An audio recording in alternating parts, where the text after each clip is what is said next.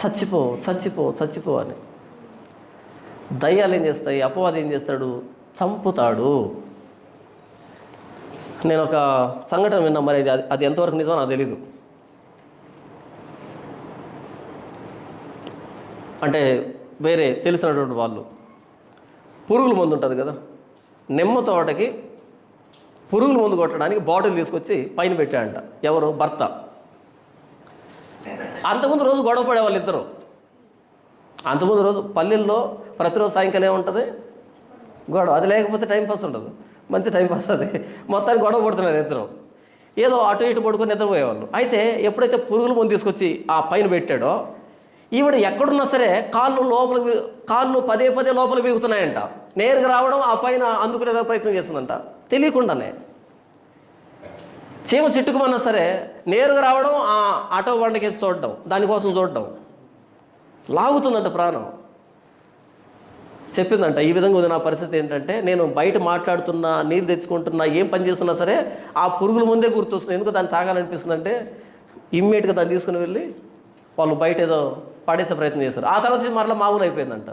ఎవరు లాగుతున్నారు ఆ పురుగుల మందు వైపుకేసి? మనల్ని చావుకి పదే పదే లాగుతూ ఉండేది ఎవరంటే అపవాది. అప్పుడు ఏం చేయాలి?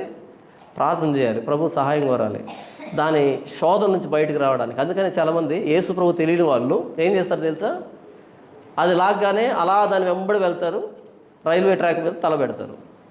మనం ఏమనుకుంటాం, వాడే వెళ్ళాడు, అవమానం భరించలే. కాదు, అది చెవిలో చెప్తుంది, ఇంకెందుకు బ్రతకడు, రా నాతో పాటు, నీకు మనశ్శాంతిని ఇస్తా, నీకు పరిష్కారాన్ని ఇస్తా, నీకు గౌరవాన్ని ఇస్తా.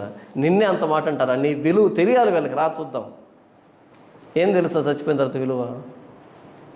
2 రోజులు ఏడుస్తారు, అయిపోయింది. ఇలా రోసగిచ్చుకోనో అవమానపడో ఏదో ఒక రూపాయన మొత్తానికి వెళ్ళి రైల్వే ట్రాక్ మీదనో పురుగుల మందో కరెంటు పట్టుకోనో స్లీపింగ్ ట్యాబ్లెట్స్. ఎవరు ఈ మరణం మీద బలం కలిగిన వాడు, మరణాన్ని ఆధారం చేసుకుని మానవుల్ని శాసించేవాడు, దాసులుగా చేసుకున్నాడు ఎవర్రా అంటే అపవాది. కాబట్టి ఆ పిల్లలు రక్తమాంసములు గలవారైనందున ఆ ప్రకారమే మరణము యొక్క బలము గలవానిని, అనగా అపవాదిని మరణము ద్వారా నశింపజేయుటకు, జీవితకాలమంతయు మరణ భయము చేత దాస్యమునకు లోబడిన వారిని విడిపించుటకును ఆయన కూడా రక్తమాంసంలో పాలివాడాయను. యేసుప్రభు ఎందుకు ఈ లోకానికి వచ్చారంటే మరణ భయంతో దాస్యానికి లోబడిన వారిని విడిపించడానికి ఆయన కూడా రక్తమాంసంలో పాలివాడయ్యాడు. అందుకే ప్రభువైన యేసుక్రీస్తు వారిని అంగీకరించినటువంటి స్టెఫను ఆయన రాళ్లతో కొట్టి చంపుతూ ఉంటే ఏం చేశాడు ఆయన? చిట్ట చివరిగా మోకాల్లోని, ప్రభువా ఈ నేరం వారి మీద మోపొద్దు అని చెప్పి ప్రాణం విడిచాడు. భయపడలే. అందరూ తీసుకుని వెళ్ళి రాళ్ళతో కొడుతుంటే భయపడలే ఆయన, ధైర్యంగా. ఎందుకని?